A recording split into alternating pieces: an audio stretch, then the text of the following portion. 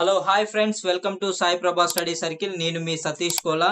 Okay friends, మనం ప్రతిరోజు చూసినట్లుగానే ఈరోజు ఈ వీడియోలో భాగంగా సైకాలజీకి సంబంధించినటువంటి మోస్ట్ ఇంపార్టెంట్ ప్రాక్టీస్ బిట్స్ అనేవి.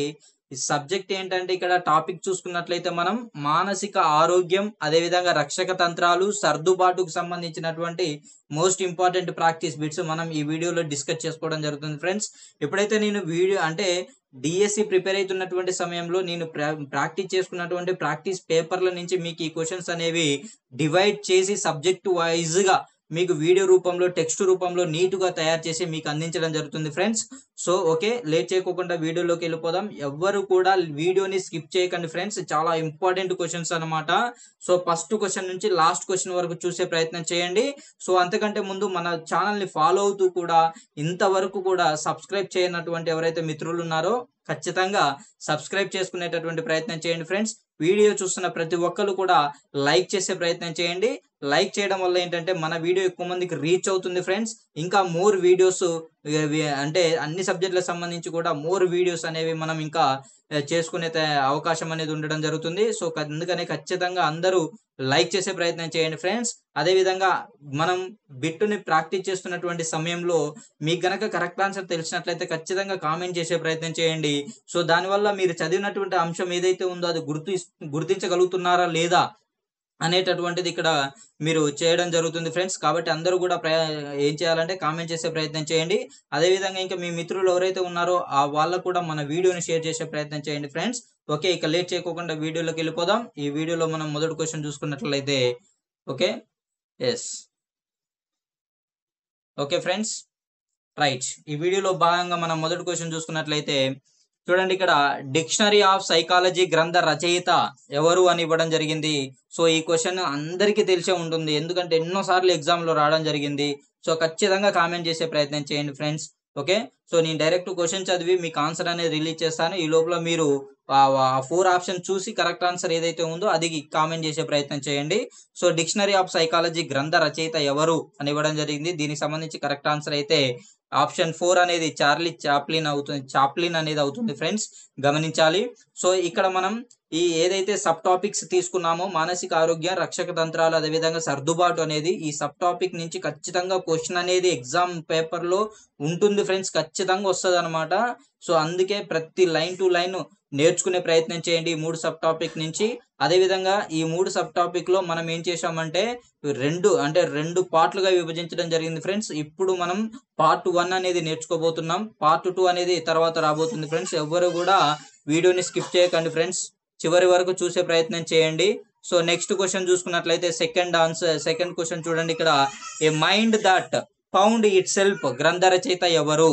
సో దీనికి సంబంధించినటువంటి కరెక్ట్ ఆన్సర్ ఏంటంటే క్లిఫర్డ్ బీర్స్. ఆప్షన్ 3 అనేది కరెక్ట్ ఆన్సర్ అవుతుంది. సో నెక్స్ట్ క్వశ్చన్ చూడండి, ఇక్కడ మానసిక ఆరోగ్య ఉద్యమానికి మూల పురుషుడు ఎవరు? సో మానసిక ఆరోగ్య ఉద్యమానికి మూల పురుషుడు ఎవరు అనడం జరుగుతుంది. ఖచ్చితంగా ఈ క్వశ్చన్ అందరికి తెలిసే ఉంటుంది. ఇక్కడ ఈ మానసిక ఆరోగ్యానికి ఉద్యమానికి మూల పురుషుడు ఎవరంటే ఇక్కడ బీర్స్ అనేది కరెక్ట్ ఆన్సర్ అవుతుంది ఫ్రెండ్స్. ఆప్షన్ 4 అనేది correct answer. So next question చూసుకున్నట్లయితే ఇక్కడ చూడండి, ఇక్కడ ఏంటంటే వ్యక్తి తనకు తన పరిసరాలకు మధ్య సామరస్య సంబంధాలు నెలకొల్పడానికి నిరంతరం తన ప్రవర్తనలో చూపే మార్పే సర్దుబాటు అని అన్నది ఎవరనంటే ఇక్కడ చూడండి ఫ్రెండ్స్, కరెక్ట్ ఆన్సర్ వచ్చేసి గెట్స్ అండ్ జెర్సీల్డ్. ఆప్షన్ 2 అనేది కరెక్ట్ ఆన్సర్ అవుతుంది. సో నెక్స్ట్ క్వశ్చన్ చూసుకున్నట్లయితే సో నెక్స్ట్ క్వశ్చన్ చూడండి, ఇక్కడ ఒక జీవి పరిసరాలకు వాటిని తీర్చుకోవడానికి ప్రభావం చూపే పరిసరాలకు మధ్య సమతుల్యత సాధించడమే సర్దుబాటు అని అన్నవారు ఎవరు అని ఇవ్వడం జరిగింది. దీనికి సంబంధించినటువంటి కరెక్ట్ ఆన్సర్ తెలిసి ఖచ్చితంగా కామెంట్ చేసే ప్రయత్నం చేయండి ఫ్రెండ్స్. సో దీని యొక్క కరెక్ట్ ఆన్సర్ మనం చూసుకున్నట్లయితే లారెన్స్ షఫర్, అంటే ఆప్షన్ 1 అనేది కరెక్ట్ ఆన్సర్ అవుతుంది ఫ్రెండ్స్. సో నెక్స్ట్ క్వశ్చన్ చూడండి, ఇక్కడ 6th క్వశ్చన్ వచ్చేసి ఒత్తిడి లేని స్థితిని మనిషి ఇష్టపడడు అని పేర్కొన్నవారు. అది ఇక్కడ చూడాలి, గమనించాలి. స్టేట్మెంట్ వచ్చేసి ఒత్తిడి లేని స్థితిని మనిషి ఇష్టపడడు అని పేర్కొన్నది ఎవరు అనంటే మనం కరెక్ట్ ఆన్సర్ చూసుకున్నట్లయితే ఇక్కడ ముర్రే. ఆప్షన్ 2 అనేది కరెక్ట్ ఆన్సర్ అవుతుంది. సో నెక్స్ట్ 7th క్వశ్చన్ చూసినట్లయితే ఇక్కడ చూడండి ఫ్రెండ్స్, రక్షక తంత్రాలు అనే భావనను మొదటగా ప్రవేశపెట్టింది ఎవరు? సో వెరీ ఈజీ క్వశ్చన్ అన్నమాట. ఈ క్వశ్చన్ అందరికి తెలుస్తుంది, ఎందుకంటే ఎన్నోసార్లు ఎగ్జామ్లు కూడా రావడం జరిగింది. టెట్లో అయినా కానీ డిఎస్సీలో అయినా కానీ ఖచ్చితంగా అందరూ కామెంట్ చేసే ప్రయత్నం చేయండి. లైక్ చేయడం మాత్రం మర్చిపోవద్దు ఫ్రెండ్స్. సో లైక్ చేయడం వల్ల మీరు నాకు మోటివేషన్ అనేది ఎక్కువ ఇవ్వడం అనేది జరుగుతుంది ఫ్రెండ్స్, గమనించాలి. సబ్స్క్రైబ్ చేయండి, లైక్ చేయండి, అదేవిధంగా కామెంట్ చేయండి ఫ్రెండ్స్. మనం రక్షక తంత్రాలు అనే భావన మొదటగా ప్రవేశపెట్టింది ఎవరు అనే క్వశ్చన్ చూసినట్లయితే దీనికి సంబంధించినటువంటి కరెక్ట్ ఆన్సర్ ఏంటంటే ఇక్కడ option 1 Sigmund Freud. Okay, Sigmund Freud అనేది కరెక్ట్ ఆన్సర్ అవుతుంది. ఒకవేళ ఎవరికైతే వీడియో అనేది స్పీడ్ అనిపించినట్లయితే స్లోగా పెట్టి చూడొచ్చు ఫ్రెండ్స్, అదేవిధంగా స్లో అనిపించినట్లయితే స్పీడ్ మోషన్ లో పెట్టి చూసుకోవచ్చు. అల్టిమేట్ గా మనం ఏంటంటే ఎప్పుడు టైం వేస్ట్ చేయొద్దు. ఖచ్చితంగా టెక్స్ట్ బుక్ చదువుతున్నప్పుడు బోర్ కొట్టినట్లయితే ప్రాక్టీస్ బిట్స్ అదేవిధంగా యూట్యూబ్ నుంచి మన ఛానల్ యూజ్ చేసుకోవచ్చు.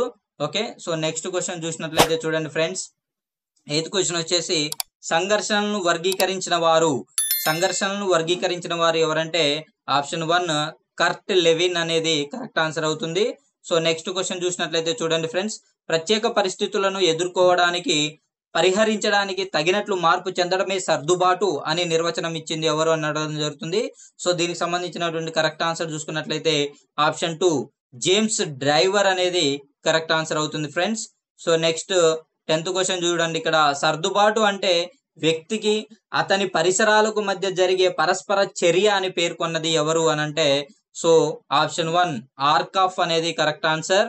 ఓకే, సో నెక్స్ట్ క్వశ్చన్ చూడండి. జీవి పరిసరాలతో సంతృప్తికరమైన సంబంధం ఏర్పరచుకోవడమే సర్దుబాటు అని అన్నది ఎవరు అని అంటే సో దీనికి సంబంధించినటువంటి కరెక్ట్ ఆన్సర్ ఏంటంటే ఆప్షన్ 4 సైమాన్స్ అనేది కరెక్ట్ ఆన్సర్ అవుతుంది. సో అదే విధంగా నెక్స్ట్ క్వశ్చన్ చూసినట్లయితే చూడండి. ఇక్కడ ఒక జీవి మరొక జీవితో సాంఘిక సంబంధ అవసరాలను తీర్చుకోవడం పరస్పర సంబంధాలను ఏర్పరచుకోవడమే సర్దుబాటు అని నిర్వచనం ఇచ్చిన వారు ఎవరు? Once again I repeat the question. ఒక జీవి మరొక జీవితో సాంఘిక సంబంధ అవసరాలను తీర్చుకోవడం పరస్పర సంబంధాలను ఏర్పరచుకోవడమే సర్దుబాటు అని నిర్వచించిన వారు ఎవరు అని ఇవ్వడం జరిగింది. సో దీనికి సంబంధించినటువంటి కరెక్ట్ ఆన్సర్ తెలిస్తే ఖచ్చితంగా కామెంట్ చేయండి ఫ్రెండ్స్.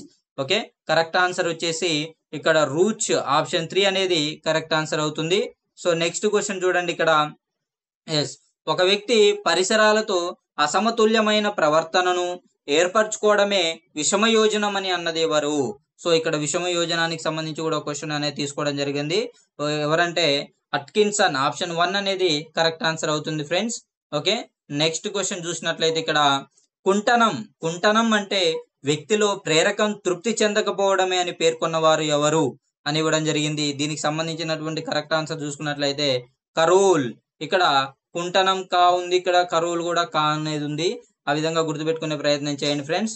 సో నెక్స్ట్ చూసినట్లయితే ఇక్కడ మానవుని ఆశయంగానే అవసరంగానే తృప్తిపరచడంలో అవరోధం ఏర్పడినప్పుడు ఉద్భవించే భావనని కుంటనం అని అన్నది ఎవరు అని అంటే సో ఇక్కడ ఆప్షన్ 1 అనేది గుడ్ అనేది కరెక్ట్ ఆన్సర్ అవుతుంది ఫ్రెండ్స్.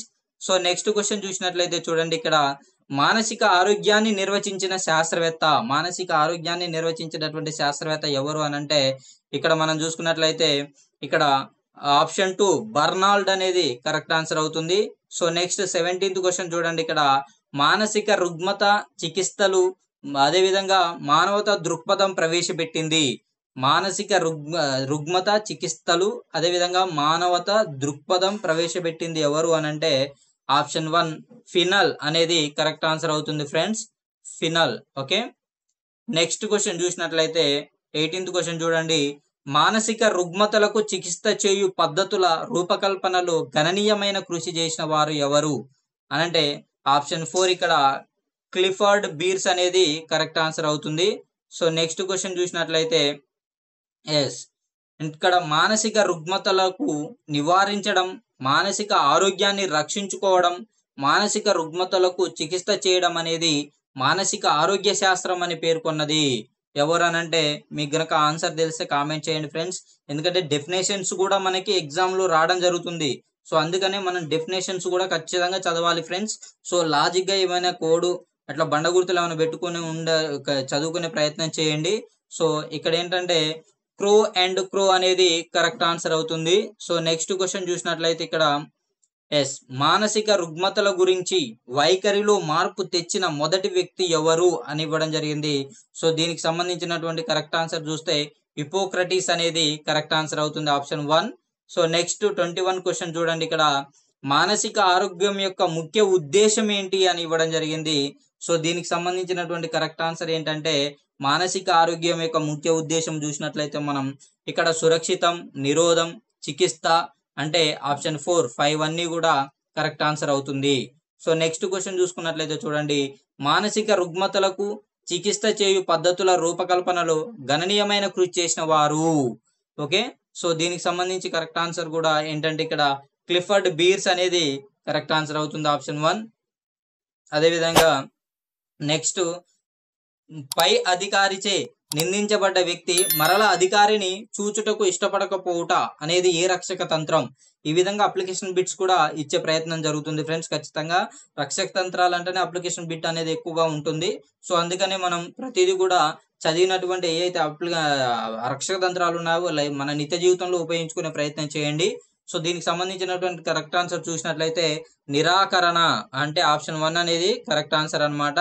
సో నెక్స్ట్ క్వశ్చన్ చూసుకున్నట్లయితే చూడండి, పై అధికారిచే నిర్ణయించబడిన వ్యక్తి అధికారిపై తనకు ఏమీ కోపం లేదని ఇంకా తనంటే చాలా అభిమానమని వివరించుట అనేది ఏ రక్షక తంత్రం అవుతుంది?